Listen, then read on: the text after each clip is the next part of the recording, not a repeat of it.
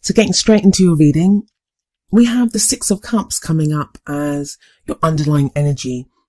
Now, the Six of Cups can be about the past. That's hardly surprising at this time of the year when we're shifting from one year to the next.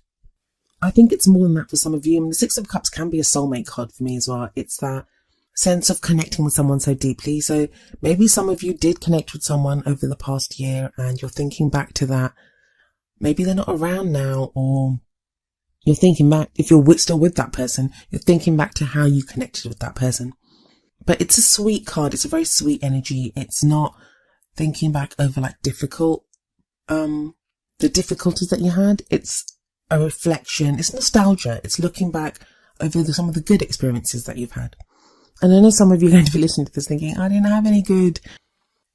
Just a quick word. I mean, the underlying energy in the past cards and even the future, they're really strange. Usually they're quite immediate. So the past will be about the previous month and the future will be about the coming couple of weeks.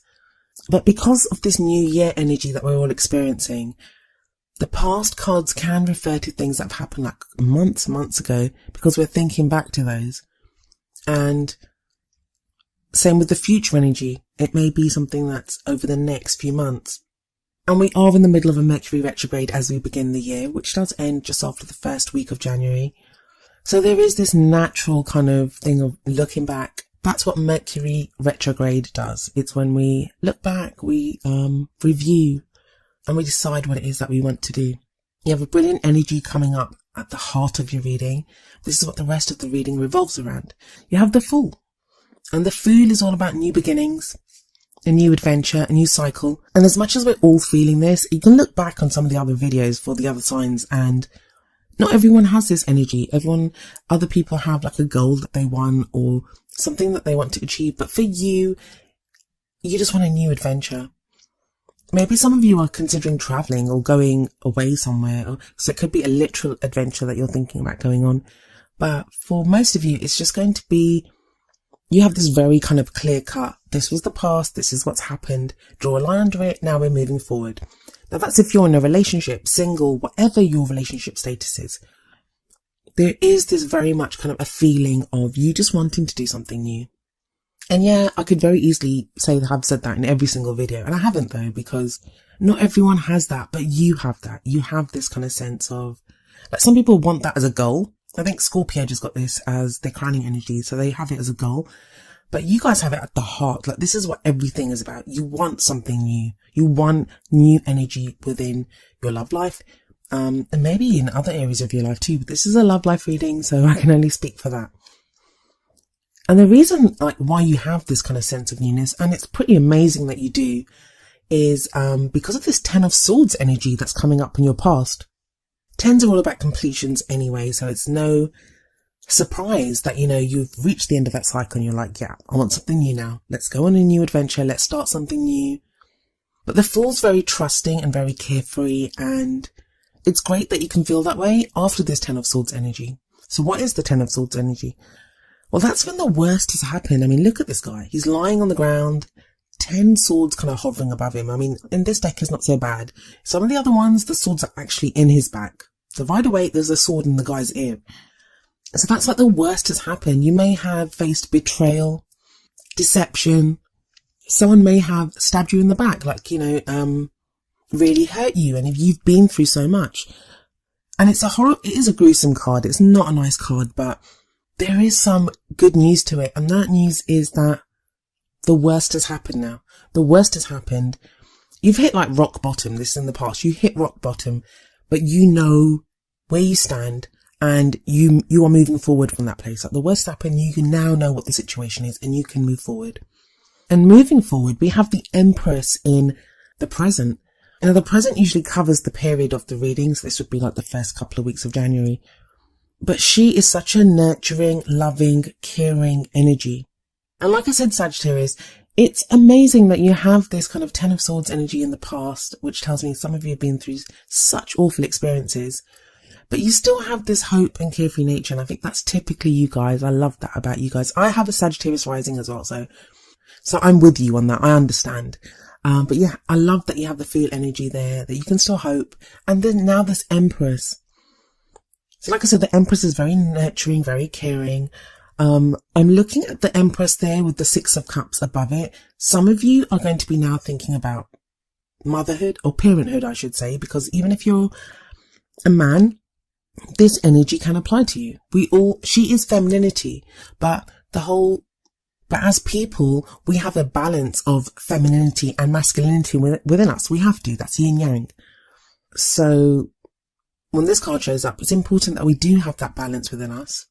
But as I was saying, with the Six of Cups above this card, some of you are going to literally be thinking about having children. You see the kids above there, and she is like Mother Nature. She's the mother card. But obviously that's not going to apply to all of you. We also see her holding up the symbol of Venus, and Venus is all about beauty and obviously love as well. We associate love with Venus.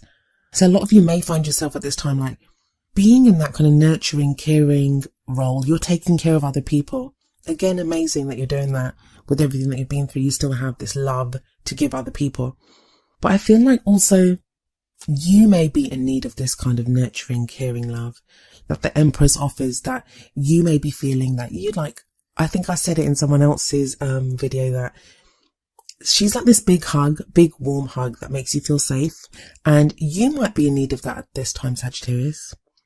But I absolutely love the energy of the Empress and the High Priestess. And the High Priestess is a card that's coming up for you in the future. With the Empress, she's very attractive and she draws people to her because she is so nurturing and caring. And not just that, she has abundance. She has this feeling of abundance about her.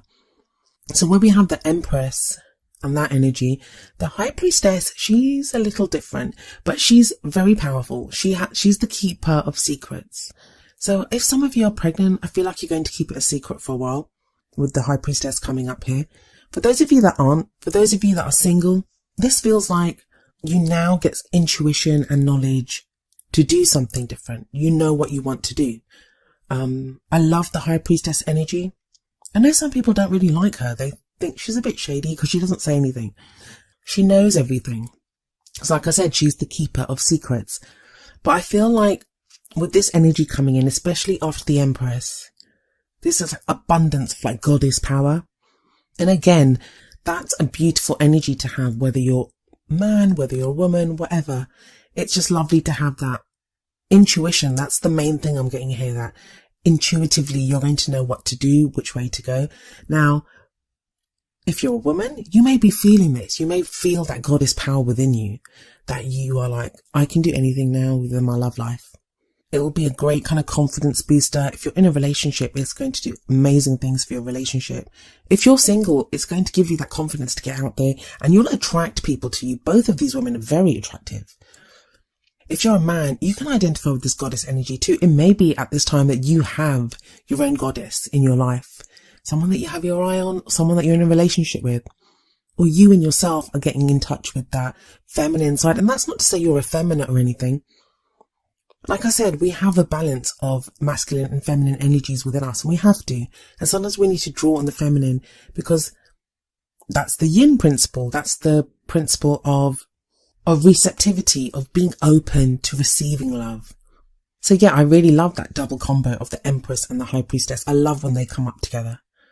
And the crowning energy, the energy that you have, this will be around the middle of the month. It's the energy that you carry into the second half of January with you. Is the Judgment card, and that's like brilliant. And I'm just looking at your cards. You have 6 cards there. 4 of them are major arcana. So this is like huge changes going on in your life. But there may be subtle changes because they're all very subtle cards, like the full subtle. The Empress and the High Priestess, they're very internal cards. Like you're going to feel that. You're going to feel that trusting your gut instinct and just knowing what to do, knowing intuitively which way you want to go. But the Judgment card is a card of transformation. The depiction in most of the tarot decks of the Judgment card is people rising up from their graves, which might seem quite gruesome, but it's like this angel is always there. And it's the depiction of Judgment Day. And it's like whatever's happened, it doesn't matter, it's done now. There's nothing you can do about it. You can't change the past. So this is very much the card of like the phoenix rising up from the ashes. Whatever you've gone through it. I always see forgiveness in this card. It's about forgiving whoever needs to be forgiven from your past, forgiving yourself even. I mean, I keep saying this every time the card comes up, but sometimes the hardest person to forgive is ourselves. We can hold things against ourselves, and this is like, let it go. Draw a line under it, take whatever experiences that you need or whatever lessons that need to be learned and move forward. Face the future without fear. So that's an amazing transformation that you've gone through, Sagittarius. And the Judgment card can sometimes show someone coming back from the past as well. But for those of you that are reconnecting with someone from the past, also Mercury retrograde can bring people back from the past. But if you are be different, it's transformed, it's not the same. So it'll be like starting afresh.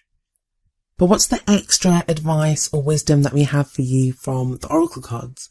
Well, the first card is from the Romance Angels deck, and it's love yourself first. The card says your self-respect makes you more romantically attractive. And I do feel that. I do feel this whole sense of self-respect coming in, especially with the Empress and the High Priestess, that kind of whole goddess energy. It's amazingly empowering and something that you should really kind of try to get in touch with. If you can't, I mean, if you're haven't been feeling, I don't want to use, if you haven't been respecting yourself, that sounds horrible, but just, if you've just been feeling unsure, and that can happen. You've got the Ten of Swords energy coming up as a past energy, so that's not a nice thing to have gone through. And it can leave you shaken, but this card tells you that love yourself first. That is what's going to make you more attractive. I think you need to practice some self-care, Sagittarius, especially, I mean, as much as I love the Empress and the High Priestess energy, it may be that you've been taking care of other people. That's what your Oracle cards seem to be suggesting, that you need to practice some self-care. You need to take care of yourself. I mean, the next card that comes up is from the Wisdom of the Oracle deck, and it's number 27, exchanging gifts. I'll read you the essential meanings and the relationship message from the book and then tie it in with the rest of your reading. Essential meanings: the law of giving and receiving, currency, trade-offs, weighing costs and determining value. Relationship message: love is an exchange of life force energy between two beings. It grows exponentially when it's reciprocated. You must give and receive in order for love to flourish and abundance to flow between you. Spirit wants you to start accepting all the blessings waiting for you, as well as offer the same gift in return. Open your heart and allow it to be filled. Let love in and let it flow out of you too. Love is truly yours today. I mean, that's a lovely card, and it is an important message that sometimes we can be all about like giving love. We want to love someone and we want to take care of people. Obviously, people that we love, we want to take care of them, but we don't often do that to ourselves, like, or allow other people to do that for us.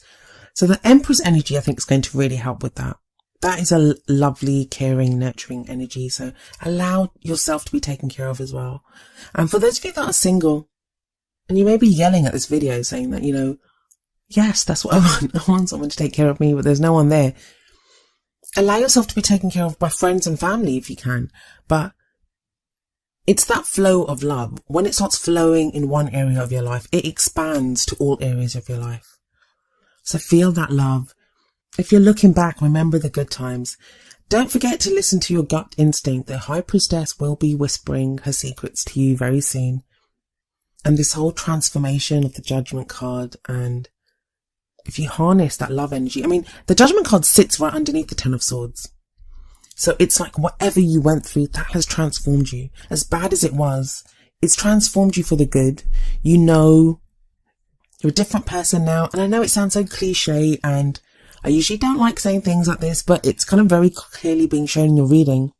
As bad as whatever it was that you went through, you are that phoenix rising up from the ashes now. And there is an abundance of love to be had in your love life.